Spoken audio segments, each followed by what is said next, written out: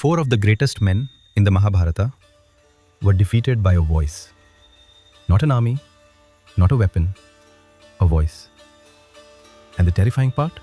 They never saw it coming because they were too good to see it coming. The Pandavas were in exile, 13 years stripped of everything, their kingdom, their palace, their name. But on this particular day, the enemy was simpler. Heat, exhaustion, thirst.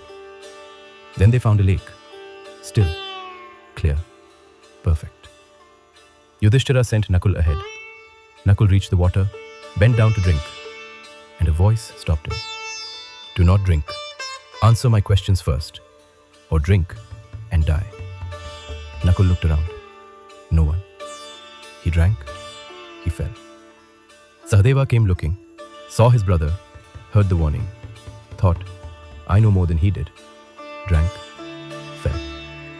Arjuna came, the greatest archer of his age.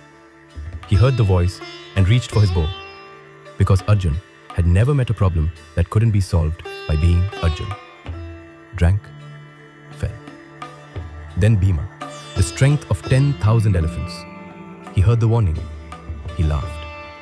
Drank, fell. Four brothers, four collapses, one lake. Every gift that had ever saved them, beauty, knowledge, skill, strength, failed. Not because those gifts weren't real, but because none of them required these men to stop. Then Yudhishthira arrived. He saw four bodies, his brothers, motionless. And he didn't rush to the water. He looked at his brothers. He looked at the lake. He looked at the pattern. Four men, four identical outcomes. Something here is not what it appears to be. For the first time that day, someone stopped and listened. The voice revealed itself. I am a Yaksha. Answer my questions and your brothers live. What is the real friend of a traveler far from home? Yudhishthira answered without hesitation. Courage. What must you give up to become truly rich? Desire. And then, the one that has survived 3,000 years. What is the greatest wonder in the world? Yudhishthira answered. Every day, men watch others die. Yet each person lives as though they themselves will never die. This is the greatest wonder. The Yaksha was pleased, but he offered one final test. I will restore one brother. Choose. Yudhishthira looked at Arjuna, the greatest warrior alive. He looked at Bhima, the one who could win wars with his bare hands. The Kurukshetra war was coming. He knew that. He needed them more than he had ever needed anyone. He chose Nakula. The Yaksha was surprised. Why? You need your strongest brothers. The war is coming. Yudhishthira said, my mother Kunti has me to represent her. But Madri, my stepmother, she is gone. She should not be without a son in this world. So I choose Nakul. Righteousness. Not when it was easy, not when the stakes were low, but at the moment of highest cost.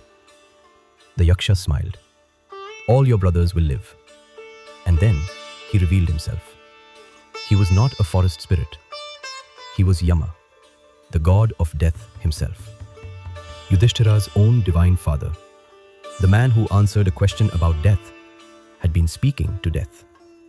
Here is what most people miss. Nakul, Sahadeva, Arjuna, Bhima. They weren't foolish. They were exceptional. And that's exactly what made them vulnerable. Because every time your gift works, it sends the same message. You don't need to stop. You already know what to do. Until one day, you don't. Yudhishthira wasn't smarter than his brothers. He was simply the one who had spent his life being the least gifted of the five. His only gift, the willingness to sit with a question before answering it. At the lake, that was the only gift that mattered. And when the moment of greatest pressure arrived, when he could have chosen power, chosen strategy, chosen survival, he chose fairness. For a woman who wasn't even alive to see it. The warning in your life probably isn't hidden. It's just inconvenient. It sounds like friction, feels like an interruption. It comes exactly when you're tired, when you're thirsty, when you just need the answer to work. That is precisely when you need to stop. Look at the pattern and listen. Because Yama is patient. He was patient with the Pandavas. He's patient with all of us. The question is whether we'll hear him before we drink.